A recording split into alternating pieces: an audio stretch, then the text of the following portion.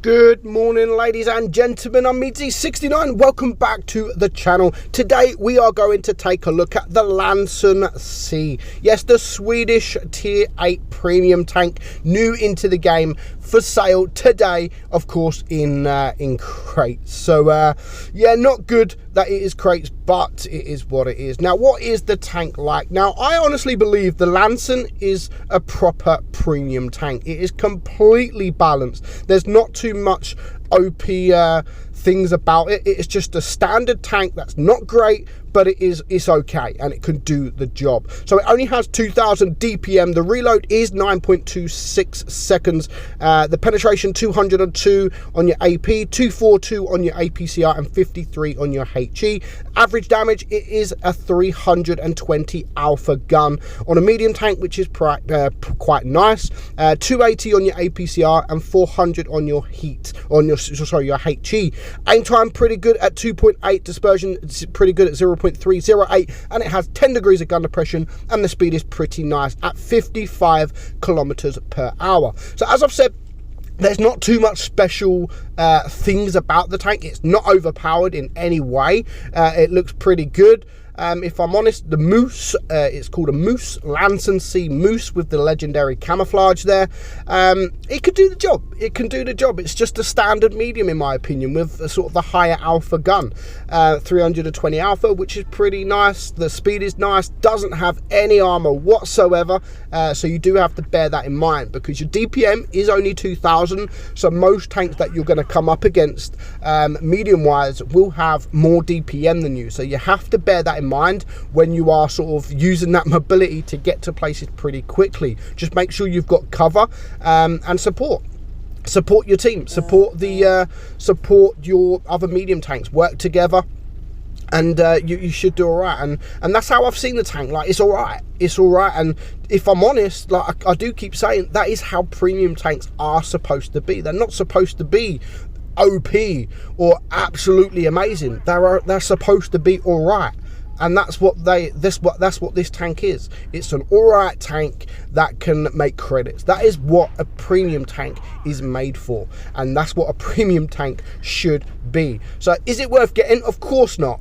Of course not. Not because it's not broken, but because it's crates. It's crates. So of course I'm gonna say it's not worth getting because it's crates. I would love Wargaming to just sell these tanks outright. Sell these tier 8 tanks outright, just for a couple. You know, I'm not asking. I know I'm not asking. I've always said tier 8 shouldn't be in crates anyway, but you know, Wargaming are not going to listen. It's never going to happen.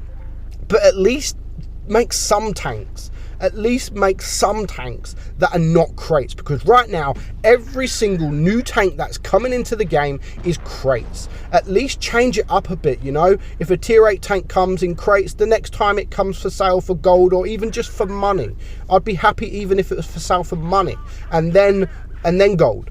And then maybe the next time a new tank comes for sale for gold. And I think the last time we actually see this was the Progetto 46, and I was very surprised at that, because crates were in the game at that stage. And in Wargaming, the first time round, the first time selling the Progetto 46, which is a fantastic tank, they actually sold it for gold, like the first time. And we was just like, what the hell? They're not crates, they're gold? What the hell? But unfortunately nowadays we don't really see that. It is just constant crates,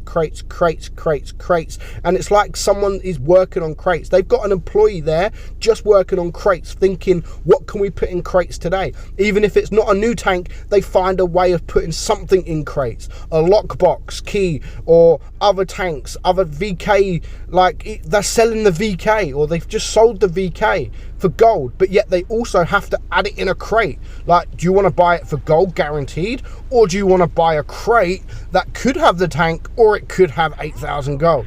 Like, they're always trying to find a way to sell crates, and it annoys me, because it would just be nice for Wargaming to sell these tanks outright instead of crates, at least just a couple of times. You know, just a couple of times.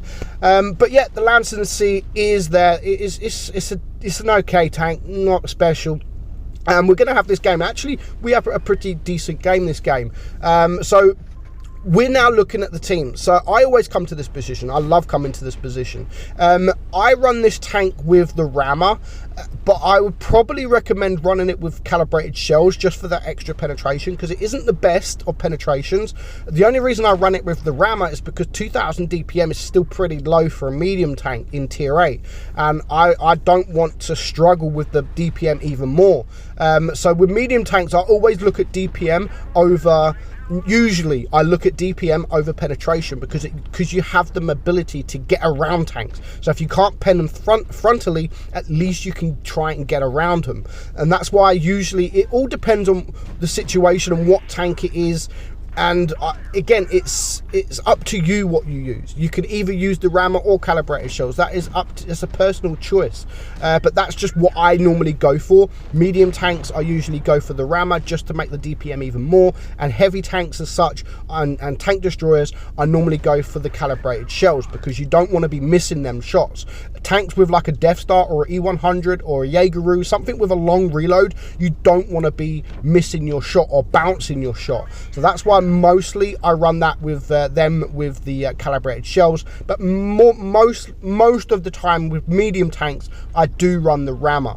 But you know, there are a few tanks out there that of course I run calibrated shells, because they've already got good DPM and they haven't got good penetration. So of course it doesn't matter if you lose a little bit of DPM, because you've already got good DPM, where this doesn't have either really. So it's a difficult choice whether you run it with the rammer, whether you run it with the calibrated shells. It's a difficult choice, because at least you're making one better, and I would personally just prefer the DPM to be a little bit better, because you've always got APCR. You can always switch to APCR if you need to. So this game so far, there's only 2 tanks left at the minute. I'm a one shot. I took that nasty shot there. I tried running away. I didn't think he'd reload in time, but we're on 2,500 damage. We haven't bounced a single shot, which I've said the armor is non-existent in this tank.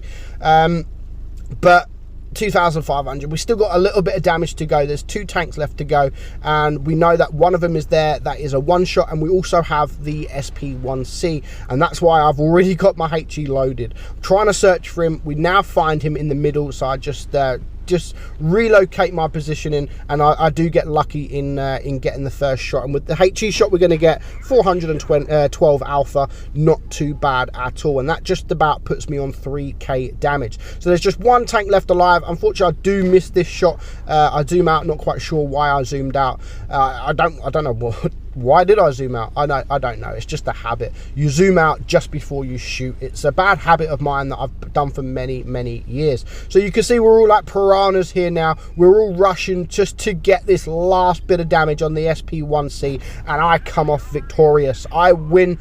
I get the last shot. I get the kill, and I get a little bit more damage, and we do manage to get the A. So 3,000 damage there, and we got that pretty easy if I'm honest, and 140,000 credits. So it's a nice tank. It's a proper, what I would call a proper premium tank. Not great, not poor, just an average tank. Unfortunately, it is for crates, but you know, so it's definitely not worth getting. So do not buy crates for this tank, because it is not worth it. Hope you guys enjoyed the video. I'm meadsy69, and I'll catch you all soon. Bye bye.